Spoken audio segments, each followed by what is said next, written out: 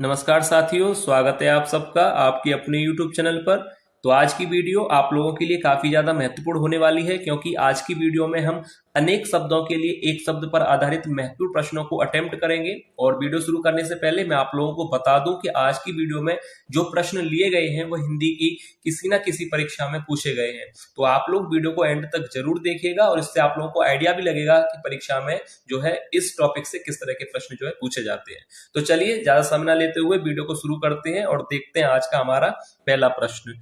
तो देखिए, सबसे पहला प्रश्न है, देखिए, जिसका कोई शत्रु पैदा ना हुआ हो के लिए एक शब्द क्या है। और ये प्रश्न जो है हिंदी की परीक्षा में पूछा गया था कि जिसका कोई शत्रु पैदा ना हुआ हो के लिए एक शब्द क्या है। ऑप्शन दिए गए हैं स्कंदगुप्त, या ऑप्शन बी अजात शत्रु, या ऑप्शन सी अजात बाहु, या ऑप्शन डी अजय। तो देखिए, जिसका कोई शत्रु पैदा ना हुआ हो के लिए एक शब्द क्या होगा। तो इन चारों में से जो राइट आंसर है वो है ऑप्शन बी। याद रखिएगा, अजात शत्रु।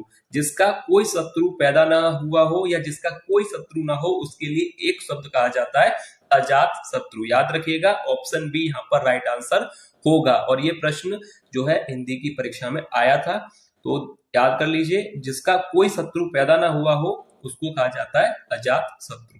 अब इसके बाद अगला प्रश्न देखिए पूछा गया था परीक्षा में।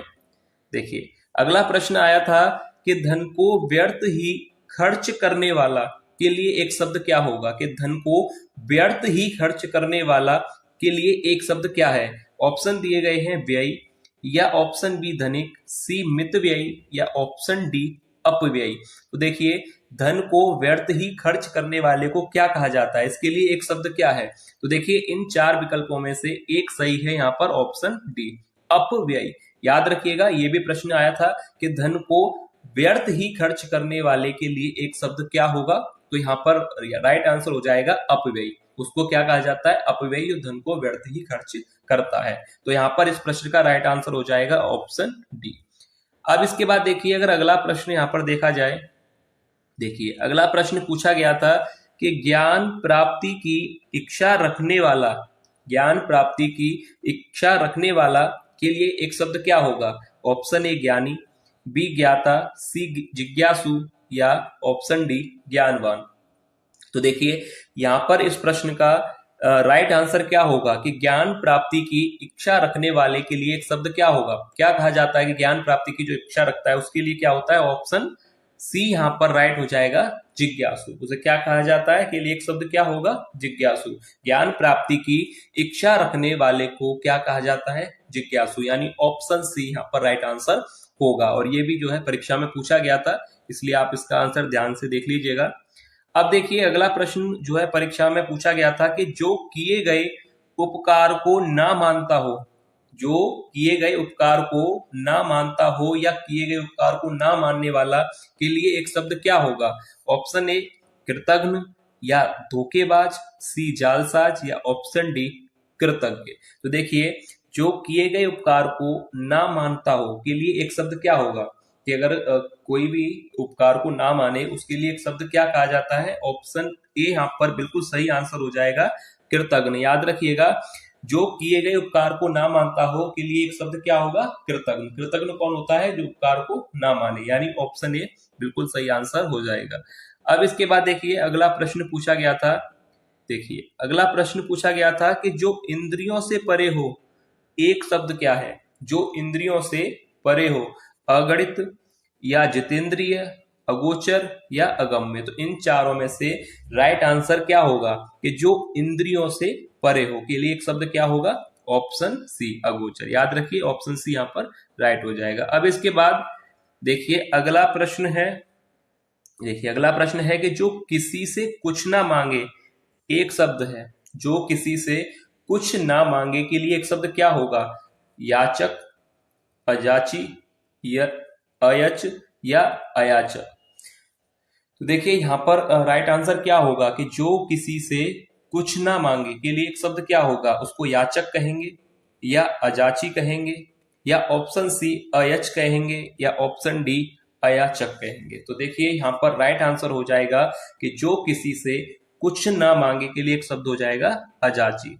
ठीक है, याद रखिए ऑप्शन बी यहाँ पर राइट आंसर हो जाएगा कि जो किसी से कुछ ना मांगे। अब इसके बाद देखिए, अगर अगला प्रश्न देखा जाए, ये भी प्रश्न आया था, जिसके पास कुछ भी ना हो, एक शब्द है, जिसके पास कुछ भी ना हो के लिए एक शब्द क्या होगा? दरिद्र या सन्यासी, भिखारी या अंकिचन। तो देखिए, जिसके पास कुछ भी ना हो के लिए एक शब्द क्या है? दरिद्र कहेंगे या सन्यासी, भिखारी या अंकिचन। तो देखिए, इस प्रश्न का जो राइट आंसर है ऑप्शन डी अंकिचन, क्योंकि अंकिचन किसको कहा जाता है? कि जिसके पास कुछ ना हो या जो जो है निर्धन हो। तो यहाँ पर ऑप्शन डी बिल्कुल सही आंसर हो जाएगा, अंकिचन, जिसके पास कुछ भी ना हो उसे कहा जाता है अंकिचन। अब इसके बाद देखिए, अगला प्रश्न यहाँ पर पूछा गया था। देखिए, अगला प्रश्न है कि सुख तथा दुख में समान रहने वाला, सुख तथा दुख में समान रहने वाला समदर्शी कहलाता है या निर्लिप्त या निर्मित या मनस्वी। तो देखिए, सुख तथा दुख में समान रहने वाला क्या कहलाता है? तो इस प्रश्न का आंसर आप लोग बताइएगा कमेंट करके कि सुख तथा दुख में समान रहने वाले के लिए एक शब्द क्या होगा, यानी उसे समदर्शी कहा जाएगा या निर्लिप्त कहा जाएगा, निर्मित कहा जाएगा या मनस्वी। तो इस प्रश्न का आंसर आप लोग बताइएगा। ये प्रश्न आप लोगों के लिए है कि समदर्शी होगा या निर्लिप्त या निर्मित या मनस्वी। तो इसका आंसर आप लोग कमेंट करके जरूर बताइएगा। अब इसके बाद देखिए, अगला प्रश्न यहाँ पर आपसे पूछा गया है, हिमालय पर निवास करने वाला के लिए एक शब्द क्या होगा? उसको हिमवतिक या हिमवतन, हेमू या हिमालय। क्या कहेंगे कि हिमालय पर निवास करने वाले को हिमवतिक कहा जाता है, यानी ऑप्शन ए यहाँ पर राइट आंसर हो जाएगा। और ये भी प्रश्न आया था, तो यहाँ पर राइट आंसर हो जाएगा हिमवतिक। अब इसके बाद देखिए, अगला प्रश्न है, वह कवि जो तत्काल कविता करे, वह कवि जो तत्काल कविता करे के लिए एक शब्द क्या होगा? सुकवि या ऑप्शन बी महाकवि, सी आशु कवि या ऑप्शन डी राजकवि। तो देखिए, वह कवि जो तत्काल कविता करे, तो उसके लिए एक शब्द क्या होगा? उसे कहा जाता है आशु कवि। जो कवि तत्काल रचना या तत्काल कविताएं करते हैं उनको आशु कवि कहा जाता है, यानी ऑप्शन सी यहाँ पर राइट आंसर हो जाएगा। अब इसके बाद देखिए, अगला प्रश्न यहाँ पर आपसे पूछा गया है कि जिस पर कोई अंकुश नहीं हो, एक शब्द क्या होगा? ये भी प्रश्न जो है काफी अच्छा प्रश्न है कि जिस पर कोई अंकुश नहीं हो के लिए एक शब्द क्या होगा? निरंकुश, किशोर, कुशाग्र या अंशुल। तो देखिए, यहाँ पर राइट आंसर क्या हो जाएगा कि जिस पर कोई अंकुश ना हो उसे कहा जाता है निरंकुश, यानी ऑप्शन ए राइट आंसर हो जाएगा निरंकुश, यानी जिस पर कोई अंकुश ना हो उसे निरंकुश कहा जाता है। अब इसके बाद देखिए, अगला प्रश्न है कि जिस पर विश्वास किया गया हो, जिस पर विश्वास किया गया हो, ऑप्शन ए है कि विश्वास पात्र, विश्वासी, विश्वसनीय या विश्वस्त। तो देखिए, जिस पर विश्वास किया गया हो के लिए एक शब्द क्या होगा? विश्वास पात्र या विश्वासी, विश्वसनीय या विश्वस्त। तो देखिए, यहाँ पर राइट आंसर हो जाएगा विश्वस्त, यानी ऑप्शन डी यहाँ पर सही आंसर हो जाएगा। जिस पर विश्वास किया गया हो के लिए एक शब्द क्या होगा? विश्वस्त।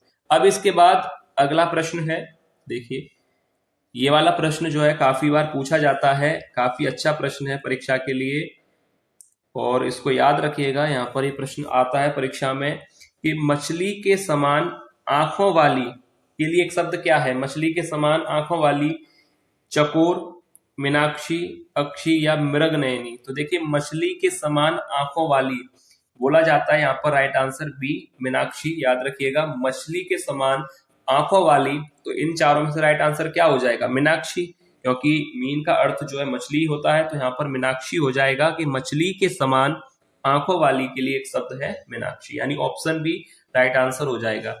अब इसके बाद देखिए, अगला प्रश्न है, देखिए, अगला प्रश्न यहाँ पर आपसे पूछा गया है कि कुसकी नोक सी तीखी बुद्धि कहते हैं विद्वान, कुशाग्र बुद्धि, मंद बुद्धि या कुशा। तो देखिए, इन चारों में से कौन सा विकल्प सही होगा कि कुसकी नोक सी तीखी बुद्धि के लिए एक शब्द क्या कहा जाता है? विद्वान या कुशाग्र बुद्धि या मंद बुद्धि या कुशा। तो देखिए, कुसकी नोक सी तीखी बुद्धि को कुशाग्र बुद्धि कहा जाता है, यानी ऑप्शन बी यहाँ पर राइट आंसर हो जाएगा, कुशाग्र बुद्धि। याद रखिएगा, ये भी प्रश्न काफी अच्छा प्रश्न है परीक्षा के लिए। अब देखिए, अगला प्रश्न जो कि वीडियो का लास्ट प्रश्न है। शुद्ध आत्मा का मनुष्य कहलाता है पवित्र, दार्शनिक, कृतात्मा या शुद्धोदन। तो देखिए, शुद्ध आत्मा का मनुष्य कहलाता है पवित्र या दार्शनिक या कृतात्मा या शुद्धोदन। तो यहाँ पर राइट आंसर हो जाएगा ऑप्शन डी। याद रखिएगा, शुद्ध आत्मा का मनुष्य कहलाता है, यहाँ पर पवित्र गलत, दार्शनिक भी गलत होगा, कृतात्मा भी गलत होगा, यानी ऑप्शन डी यहाँ पर राइट आंसर हो जाएगा। ठीक है, तो याद रखिएगा, जो भी यहाँ पर प्रश्न लिए गए थे वीडियो में वह काफी ज्यादा महत्वपूर्ण थे और परीक्षा में पूछे हुए प्रश्न भी हैं। तो आप लोग वीडियो को एक बार जरूर देख लीजिएगा, ज्यादा प्रश्न नहीं है और एक बार आप लोग देख लेंगे तो आपको जो है याद रहेगा। तो चलिए मिलते हैं नेक्स्ट वीडियो में।